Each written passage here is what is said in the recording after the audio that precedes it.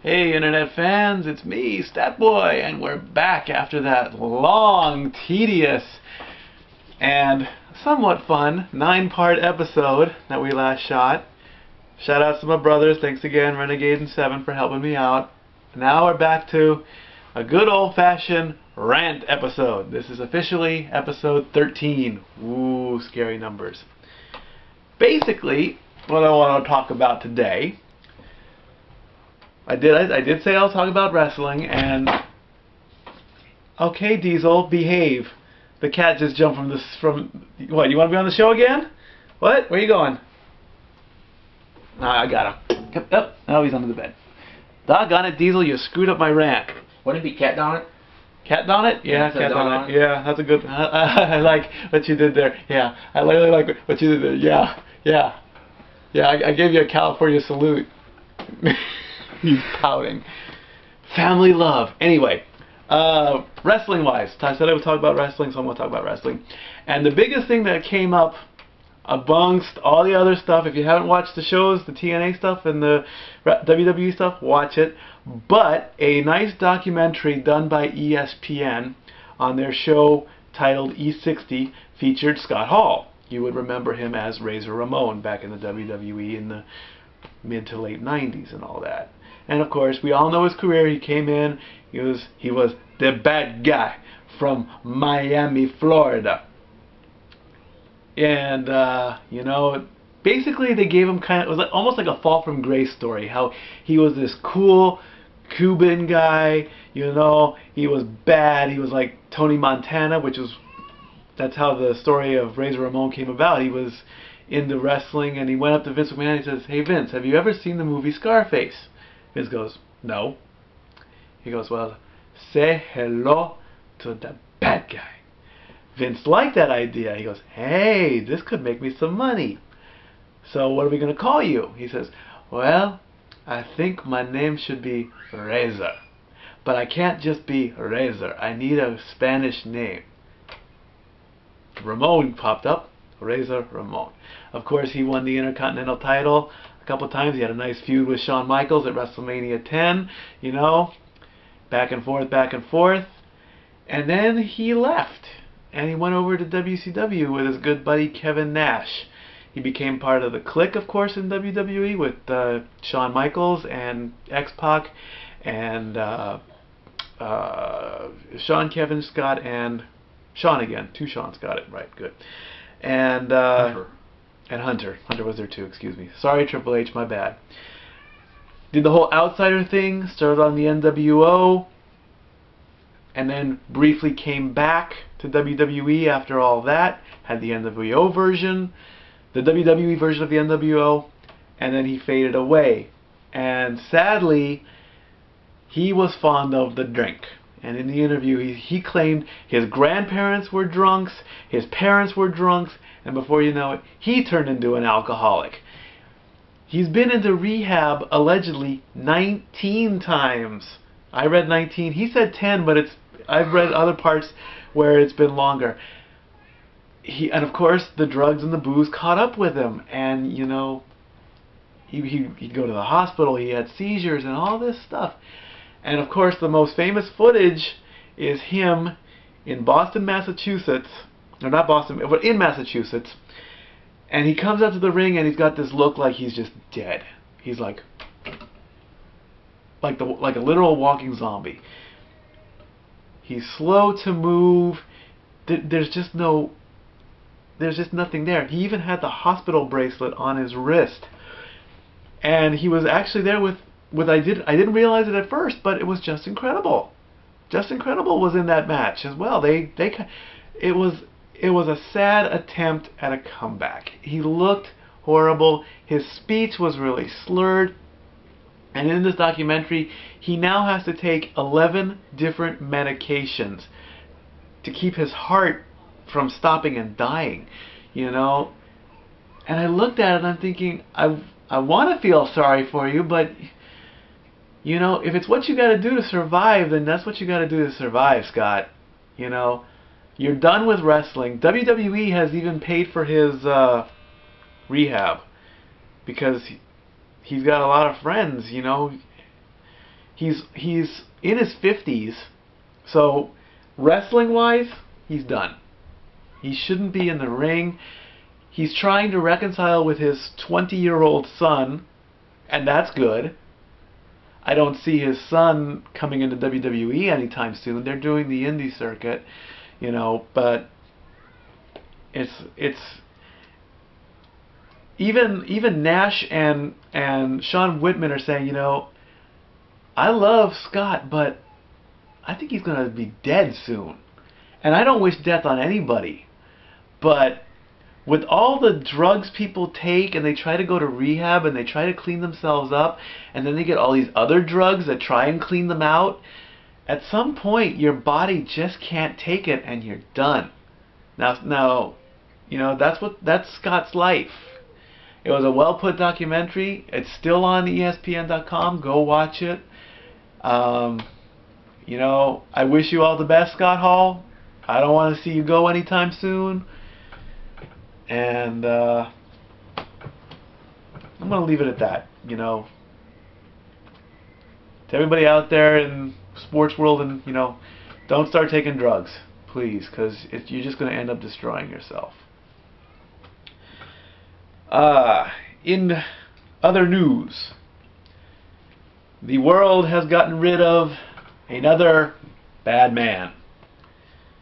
I can't pronounce your first name, I apologize, but we know him as Gaddafi, over in Libya, halfway across the world.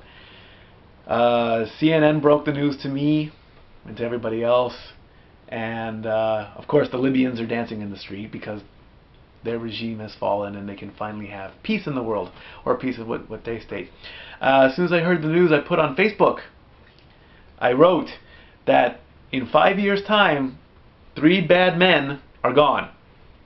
For clarification, Saddam, Osama, and now Gaddafi. Are we finally going to have peace in the world? Let's hope. Someone said, no, we're not going to have peace, we're going to have hope. Well, I think hope leads to peace. One of my big issues, and this may be a little bit morbid, but CNN actually showed footage and a picture.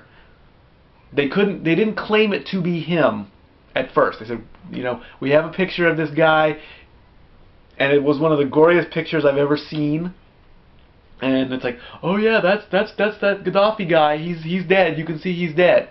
And then I thought back. It's like, well, if you remember back 5 years ago when Saddam got his, they showed pictures of him in the noose and all that, and they show him standing there, and then the press cut and say, we can't show anymore. That's it. We're done.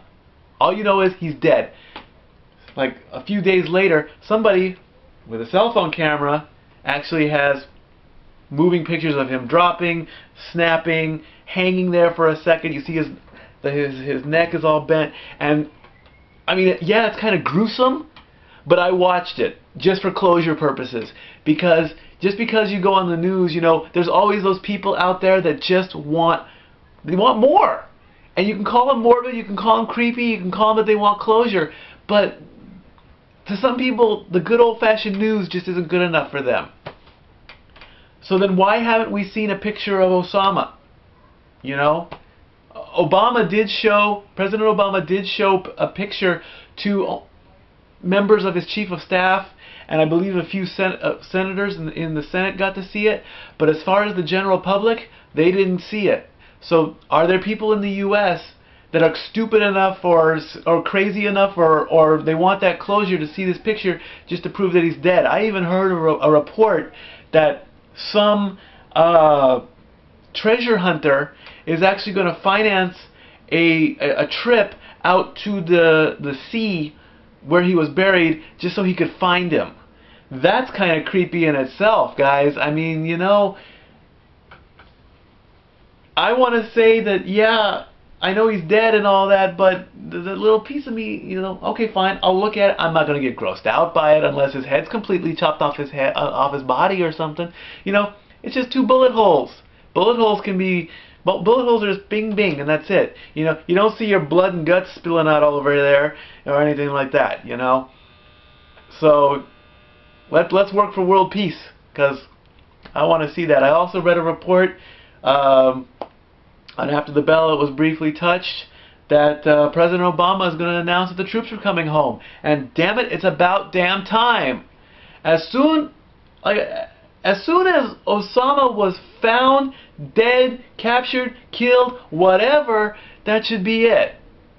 I mean, let the people in Afghanistan and Pakistan and Iraq, let them fight their own battles. You know how many troops we've lost? So many to count. And I am proud whenever I meet a military person, be it sitting in a restaurant or when they come to Disneyland, where I work. I work at Disneyland, as if you guys haven't figured that one out. Whenever I see one of their military IDs, I first ask them how they're doing in the park, if they're having a good time, and I always end every conversation with "thank you for all that you have done." And they smile and they walk away and they have a good time, you know.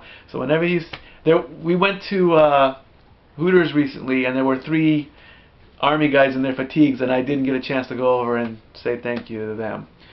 So thank the troops. Come home. They're coming home for the holidays, and hopefully they're coming home for good, and that's about time. The last thing I want to talk about is I'm a big reality star, and this is going to be kind of a little bit funny, you know. I'm not a reality star, I like reality TV. Yeah, Statboy is a reality star. Let's start the petition to get Statboy on Big Brother. That's going to be later on in the year. But I watch reality shows, you know, Amazing Race, Big Brother. I used to watch American Idol. I used to watch there was a show called Lost, but it wasn't the drama on ABC. Let's see, what other reality shows? The celebrity wrestling, Fit Camp. What? Survivor. I used to watch that. Road Rules, Real World, all those shows. And I'm currently watching the current season of Amazing Race. And in the first leg of the race, there's a team of Las Vegas showgirls. And the task at hand was to go from Los Angeles to Taiwan. And of course, then they're driving to LAX, and they get lost, and they stop at a gas station. And they go in. And as one of them exits the car, their passport drops on the ground. And the cameraman, pretend this is a camera, he takes his camera and he gets a shot of the passport on the ground. Now, these cameramen are not allowed to interact or interfere with any of the gameplay or the show. If they do, one, it's an advantage to the team somehow, and other teams, well, they got help, and 2, they're just paid to run a camera. So the cameraman goes down, gets a shot of the passport. The team goes in, gets their directions. They get back in the car peels off, and again the cameraman, who is, I guess, left behind for a few seconds, gets another shot of the passport, which is sitting there on the ground. The team is driving along, going through the bag. Oops, I don't have my passport. We need to go back. They go back. Do you have my passport? No, I don't have your passport. Great, now what do we do? In a suspense builder, it's like I don't know what to do with my passport, and all that stuff. So the team makes it to LAX. They go to the ticket counter. Did anybody turn in a passport? No. So now the drama build-up is being made by CBS and the company that produces Amazing Race. They go to and then they start to have a fight in the airport. They start to have a fight. It's like, well, I can move on. You need to stay behind. Well, I don't want to stay behind. Well, you don't have a passport. Well, that's not. I don't know where I'm. We go to commercial. We come back from commercial, and they always play a little snippet, like the last 5 seconds of the clip before they go back to the show. And over the loudspeaker, will the person who possibly lost a passport please come to the information desk? So she's running along, and somebody comes up into the shot. Excuse me, did you lose a passport? At first I'm thinking, wow, you found her just like that. She's happy, and they can move on in the game. And CBS decides, well, let's put this guy on the show. And they get the camera. How did you find this person? He said, well, I work at the gas station. I found the passport, and I went on my Twitter, and I said, hey, it looks like the Amazing Race people came by, and someone dropped their passport. What do I do? Tweet. He gets a response. Get to LAX. That's where they're probably going. He gets to LAX, gives the passport and all this stuff. And I'm thinking, wow, there really are some nice people in the world. And it was a bit funny too, because it's like you realize that the cameramen aren't supposed to do anything, but they want to. It's like, hey, you dropped something, here, come get it, and all that good stuff. So we're back, and here we are. Now, upcoming stuff. I've got a couple minutes left, I assume. Yes? Yeah. I have said on Facebook and Twitter that a new T-shirt is coming out next week. I should have them. I'll debut it. I'll give you information and prices and all that. It's a shirt that my good buddy Josh designed. It's going to be a simple shirt, and we'll keep it at that. Coming up next is going to be a prediction show by me. That'll be episode 14, and then episode 15 will be put the comments on the board and let me rant, because like I said, we did the long episode, so I really am totally lost on comments, so I need some comments. And then possibly maybe 16 or 17, we're going to bring in the boys again, and we're going to do another list show. Okay? So for now, keep those comments coming, and Statboy is out.